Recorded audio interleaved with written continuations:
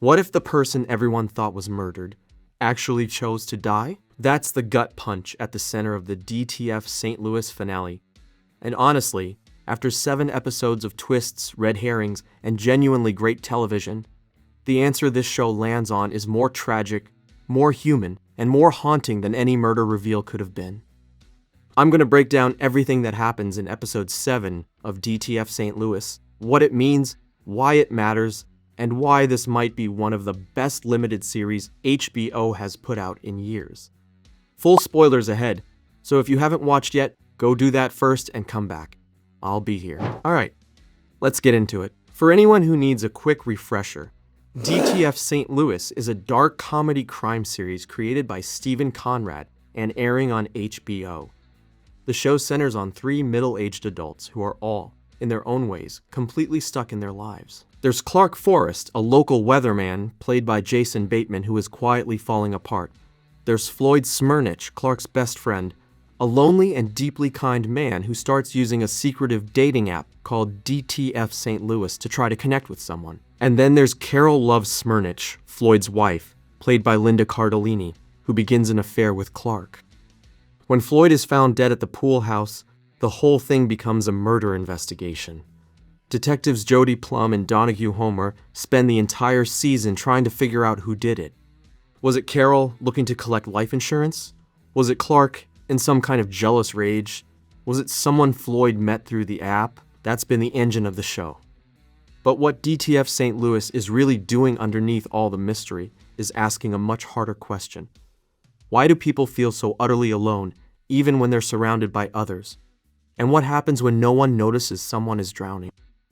The finale answers that question in a way that will stay with you. Episode 7, titled Nobody's Normal. It just looks that way from across the street. Opens with the investigation closing in. Detectives Plum and Homer are still grilling Clark. At this point, on paper, he looks terrible. He had access to the 3-wheeled hand cycle that was spotted near the pool house the night Floyd died. He told Floyd to meet him there, and he was present at the pool. But the detectives are also following other threads. They tracked down a co-worker of Carol's and umpire named Stephen Queese, and a man named Kevin Van Der Lance, who had been paid to pretend to be one of Floyd's dates from the app, using the profile name Tiger Tiger. The Tiger Tiger storyline is one of the more heartbreaking subplots of the whole season. Clark had created this fake profile to boost Floyd's confidence to give his best friend the experience of feeling wanted. And then he actually hired someone to show up and play the role in person. It was a desperate, misguided act of love that completely backfired. Now, here's where the suspects start falling away. Queese tells the detectives that on the night Floyd died, he personally saw Carol asleep on the couch at home. That clears her completely. And when you look at what Clark was actually doing that night, running around trying to make his best friend feel good about himself, it becomes harder and harder to cast him as a cold-blooded killer. So the detectives are left with a new lead, Carol's teenage son, Richard. Earlier in the season, we learned that Floyd suffers from a painful medical condition called Peyronie's disease. The show keeps hinting at what caused it but never fully explains until now. Richard, at some point, went into his parents' room with a baseball bat and physically attacked Floyd. The reason? Floyd had done something that hurt Carol, and Richard, protective of his mother, reacted violently. This detail does 2 things. It explains Floyd's injury, and it makes Richard a legitimate suspect in his death. So the detectives bring Richard in. They go to a skate park and have one of the most quietly devastating conversations in the entire series. Richard tells them what happened the night Floyd died.